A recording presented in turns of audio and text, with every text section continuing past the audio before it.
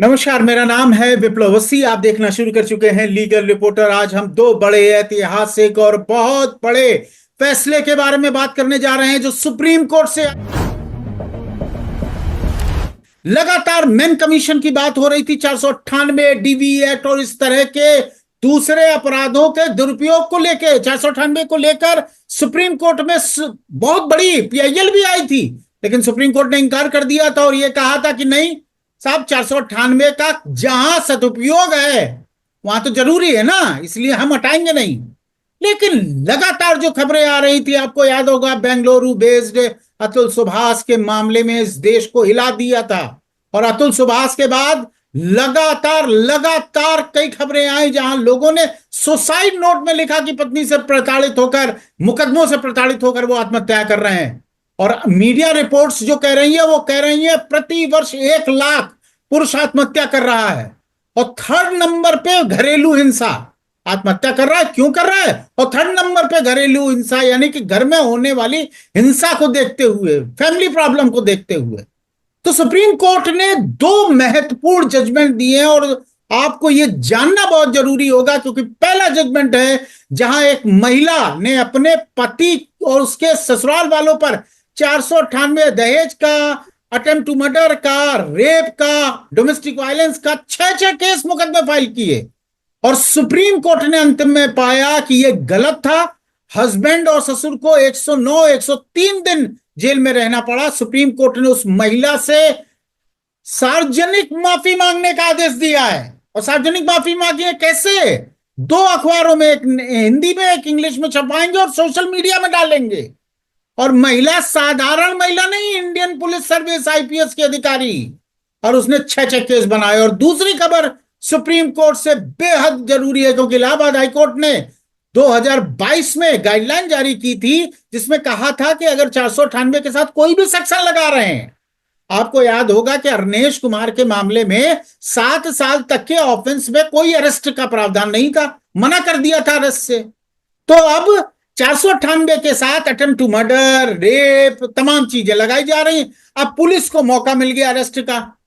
तो इलाहाबाद हाईकोर्ट ने साल 2022 में गाइडलाइन जारी करी जिसमें कहा अगर मैट्रिमोनियल इसमें डिस्प्यूट जुड़ा है तो कोई भी सेक्शन लगाए जिसमें डायरेक्ट अरेस्ट नहीं होगा, 2 महीने तक नो अरेस्ट। और मैटर फैमिली वेलफेयर कमेटी यानी कि एफडब्ल्यूसी के लिए भेजा जाएगा, जिस पर 2025 में सुप्रीम कोर्ट ने मोहर लगा दी है। जैसे दिल्ली में सीएडब्ल्यू सेल बना है, उत्तर प्रदेश में महिला थाना बना है, महिलाएं जाती थी, लेकिन पुरुष कहां जाए जब उसके खिलाफ एफआईआर हो जाए। तो अब फैमिली वेलफेयर कमेटी यानी कि जो मेन कमीशन की बात हो रही थी उस पर कहीं ना कहीं एक आगे बढ़े, तो साधुवाद है सुप्रीम कोर्ट का। और इस पूरी चर्चा में आज हमारे साथ जुड़ गए हैं रोहित पांडे जी, फॉर्मर सेक्रेटरी हैं सुप्रीम कोर्ट बार एसोसिएशन के। मैं उन्हीं से जानूंगा सबसे पहले कि इन्हें दो फैसलों का क्या महत्व है। रोहित जी, बहुत बहुत स्वागत है लीगल रिपोर्टर में। एक इंडियन पुलिस सर्विस के ऑफिसर को यह कहना कि अनकंडीशनल एपोलॉजी, और केवल महिला ही नहीं उसके परिवार से भी कहा है कि अनकंडीशनल एपोलॉजी करें, ये तो अपने आप में पहली बार हुआ है। रोहित जी, देखिए, एक बहुत बड़ा फैसला आया है सुप्रीम कोर्ट का, और सुप्रीम कोर्ट जब मोहर लगाती है तो एक अपने आप में बहुत बड़ी नजीर होती है। बहुत बड़ी। मैं इतना कहना चाहूंगा कि देखिए, ये जो झूठे मुकदमे, देखिए ये इसका कोई अगर कभी झूठा मुकदमा होता है तो इसकी कोई भरपाई आज तक कोई कर नहीं पाया है। जैसे जिस तरीके से अगर आपने इस इंसिडेंट को देखा है कि एक पिता और एक पुत्र कैसे जेल जाता है, जेल जाने के बाद अगर वो मुकदमा झूठा होता है तो वो खामियाजा कौन भुगतेगा आखिर में, क्योंकि वो सामाजिक तौर से, आर्थिक तौर से, पारिवारिक तौर से वो बिल्कुल खत्म हो चुका होता है। अगर एक बार आप जेल में जाते हैं तो इसका मतलब है कि आप कहीं ना कहीं समाज आपको सिद्ध कर देता है कि आप अपराधी हैं। ये एक ट्रेंड सा है, हमारे माइंड में भी चलता है। लेकिन आपने देखा कि पढ़े लिखे लोग अगर अपने परिवार को नहीं चला पा रहे हैं, वो लोग जो समाज को चले हैं सिखाने के लिए और बताने के लिए कि हम समाज में हमें क्या क्या हमारी अच्छाइयां हैं, क्या हमारी बुराइयां हैं, वो आईना बनने के लिए खड़े रहते हैं। वो लोग जो आईएएस है, पीसीएस है, इस तरीके जो एक अच्छे पदों पे बैठे लोग हैं। बड़े दुख की बात है, इस बात को मैं जरूर कहना चाहूंगा कि क्यों कोर्ट सामने आती है, क्यों सुप्रीम कोर्ट सामने आती है, हाई कोर्ट सामने आती है। आज वजह है, आज ऐसे गाइडलाइंस के आने की जरूरत इसलिए आन पड़ी कि हम किस गर्त में जा रहे हैं। हम इतने पढ़े लिखे होने के बाद भी हमें समझ नहीं पा रहे हैं कि परिवार, जब आप परिवार को संभाल नहीं पा रहे तो समाज को क्या संभालेंगे। करेक्ट। तो आज जो ये सुप्रीम कोर्ट ने मोहर लगाई है ये कह के कि आप ऐसे अरेस्ट नहीं कर सकते, आपको एक प्रोसीजर फॉलो करना पड़ेगा। आप, अगर एक कमेटी बनाई जाएगी, एक जो डेली एक डिस्ट्रिक्ट लीगल सर्विस अथॉरिटी है उसको ये बोला गया कि आप अपनी कमेटी बनाइए डिस्ट्रिक्ट लेवल पे, एक फैमिली वेलफेयर कमेटी बना करके वो रिपोर्ट सबमिट करेगा। 2 महीने तक कोई भी किसी की अरेस्टिंग नहीं होगी। ये देखिए, ये बहुत बड़ी राहत है एक उन लोगों के लिए जो अपने आप को ये साबित करना चाहते हैं, क्योंकि ये लड़ाई एक परिवार की लड़ाई है, ये लड़ाई एक मिसअंडरस्टैंडिंग की है, ये लड़ाई एक आपस में वो आपस के ईगो की है रोहित सर, पारिवारिक तरीके से मोटे मोटे कहें तो ईगो की लड़ाई है। ईगो की लड़ाई है। तो जो ईगो की लड़ाई है आपकी, वो खत्म क्यों नहीं हो रही? कि देखिए, एक एक एक पुरुष और महिला जब एक होते हैं, देखिए 7 फेरे लेते हैं, हमारी एक परंपरा है, हमारी एक प्रथा है कि हम कैसे एक दूसरे के साथ जुड़ते हैं और परिवार को कैसे आगे बढ़ाते हैं और आगे का फ्यूचर, आगे की जनरेशन कैसे आगे बढ़नी है, ये भी हमें सोचना है। लेकिन अगर आप देखेंगे कि मजाक बना रखा है इन लोगों ने, उन लोगों ने मामले में जो ये जानते हैं कि ये कानूनी तरीके से ये गलत है। रोहित सर, मतलब इस मामले को आप देखेंगे तो आपको ये समझ में आएगा, एक आईपीएस महिला है, संभ्रांत पद पर बैठी हुई महिला जिसके पास ताकत है समूची। 2 स्टार दरोगा जब निकलता है ना धड़धड़ा के मोटरसाइकिल से, बगल में लगा के पिस्टल और टोपी, तो आधी जनता वैसे ही थरथराती है। और एक आईपीएस, उसके लिए 6-8 केस बना देना कौन सी बड़ी चीज है? नंबर 1। नंबर 2 चीज, डोमेस्टिक वायलेंस के 3 केस, और हस्बैंड क्या है? व्यवसायी है। हिम्मत हो सकती है रोहित सर, एक आईपीएस की हिम्मत नहीं होगी अपनी आईपीएस पत्नी के साथ डोमेस्टिक वायलेंस जैसी कोई चीज करे। लेकिन चूंकि कानून है, आपने धड़ाधड़ लिखा, पुलिस फोर्स आपके नीचे ही है, दे एफआईआर। अब पब्लिक फैमिली परेशान है। हस्बैंड 109 दिन, ससुर 103 दिन अंदर रहा, और सुप्रीम कोर्ट को कहना पड़ा कि सार्वजनिक माफी मांगो। रोहित सर, मेरा प्रश्न आपसे यह है कि सुप्रीम कोर्ट की आखिर मंशा क्या होगी? वो ये भी कह सकता था कि ठीक है, तलाक देते हैं, खत्म करो, तुम अपने घर। 109 दिन और 103 दिन के लिए सुप्रीम कोर्ट ने यह जरूर कहा कि ये जो मेंटल ट्रॉमा हुआ है, फिजिकल ट्रॉमा हुआ है, उसकी कोई भरपाई नहीं कर सकता है। लेकिन अनकंडीशनल अपोलॉजी के पीछे का क्या सोच हो सकता है रोहित सर? देखिए विप्लव जी, इस बात को भी समझने की बहुत जरूरत है कि आप जब ऐसे मामले सामने आते हैं और जब आप गुनहगार नहीं होते फिर भी आप सजा आपको मिलती है, आप उसको कंपनसेट कैसे करेंगे? ये एक बहुत बड़ा मुद्दा था सुप्रीम कोर्ट के सामने। इसको मैटेरियलाइज करना है, इसको कैसे, इस चीज को समझाना होगा समाज को कि अगर आप सजा आपने ऐसी काटी है जो आप उसके पात्र नहीं थे, तब भी आपको सजा मिली। अब उसका क्या रास्ता हो सकता है कि जिससे कि लोगों को ये मन में एक बात आए? रोहित सर, अभी तो केवल आरोप हैं, ट्रायल थोड़ी ना खत्म हो गया है। बिल्कुल, ये बिल्कुल। तो आरोप के समय 109 103 दिन बाप बेटा ने काट लिए। बिल्कुल, देखिए वो बिल्कुल है। देखिए इसके लिए भी एक मैं आपको बताऊं विप्लव जी, वो बीच में कई चीजें ऐसी आई, आपने कभी कभी देखा होगा, हमने देखा, दिल्ली में देखा हमने कि पत्नी सताए तो हमें बताए, ये लोग जो है पेड़ों पे लगाकर चिपका करके और पोस्टर लगा के घूमने लगे थे। तो आप ये समझ सकते हैं कि किस वेदना के साथ एक पुरुष के साथ ये प्रॉब्लम आती है। क्योंकि देखिए लीनियंसी हमेशा रही है, कोर्ट की भी रही है, इन्वेस्टिगेटिंग एजेंसीज की भी रही है, हमेशा महिलाओं के प्रति हमेशा रही है कि क्योंकि वो उनको ये माना गया है कि वो कहीं कमजोर वर्ग से आती हैं, उनको ज्यादा जरूरत है कि सहयोग की। लेकिन आज अगर इसको टूल बनाया जाएगा, अगर बनाया गया, अगर इसका मिसयूज किया गया पावर का, अगर ये सोच के किया गया कि नहीं इन पे केस करेंगे, उनका अगर मंशा ये रहेगा कि नहीं मैं इसको जेल की सलाखों में भेजूंगी, तो हम्म। इसका मतलब है कि आप कंप्रोमाइज नहीं करना चाहती हैं, आप कोई सेटलमेंट नहीं करना चाहती हैं, आप उसको जेल भेजना चाहती हैं, उसको बर्बाद करना चाहती हैं, उसको खत्म करना चाहती हैं, उसके परिवार को खत्म करना चाहती हैं। इसका मतलब यह हुआ कि आपका दिमाग, आपका मानसिक स्थिति सही नहीं है, आप आपराधिक किस्म के हैं।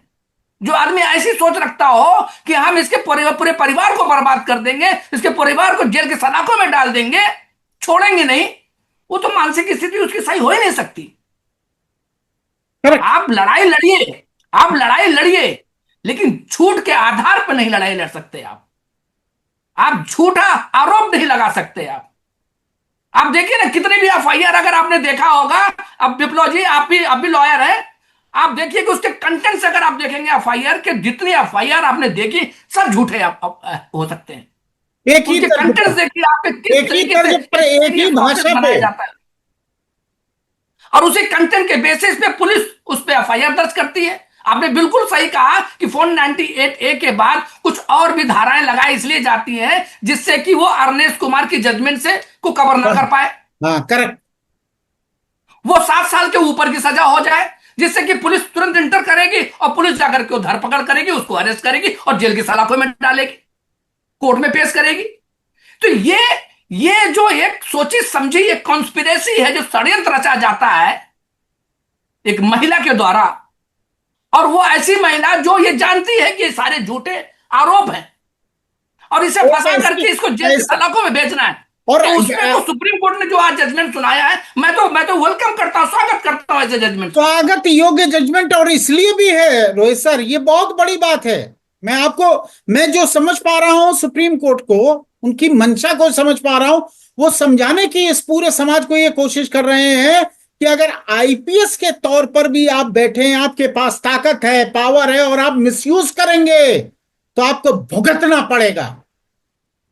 और इस महिला और उसके परिवार को यही भुगतना बहुत बड़ी चीज है कि सार्वजनिक आपको एपोलॉजी लिखनी पड़ेगी, इंग्लिश हिंदी अखबार में छपाओ, उसके बाद सोशल मीडिया में डालो, सुप्रीम कोर्ट का आदेश है।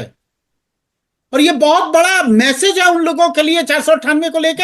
हम कभी ना खिलाफ थे, ना हैं, और नहीं रहेंगे। किसी महिला के साथ क्रुएल्टी होती है, निश्चित रूप से वो आदमी जेल जाना चाहिए।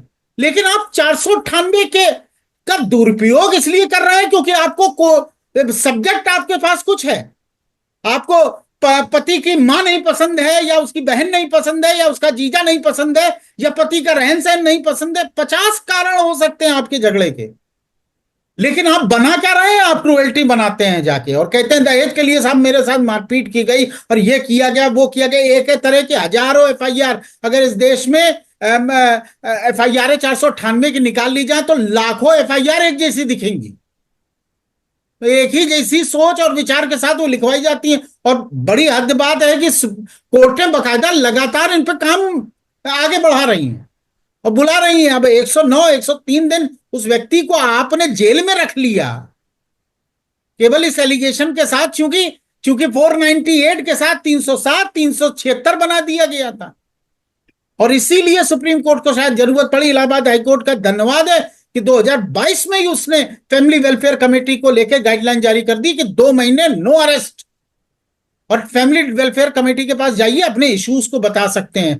मुझे जो इंपॉर्टेंट बात ये इसमें ये लगती है रोहित सर की, मैसेज कितना बड़ा है। जो जिस मैसेज की हम लोग बात कर रहे थे, क्या वो मैसेज लाउड एंड क्लियर है सुप्रीम कोर्ट की तरफ से, और वो क्या है? बिल्कुल, देखिए मैसेज तो ये है कि अगर झूठा आरोप लगाएंगे तो आप पे भी एक्शन लिया जाएगा। ये एक बहुत बड़ा मैसेज है।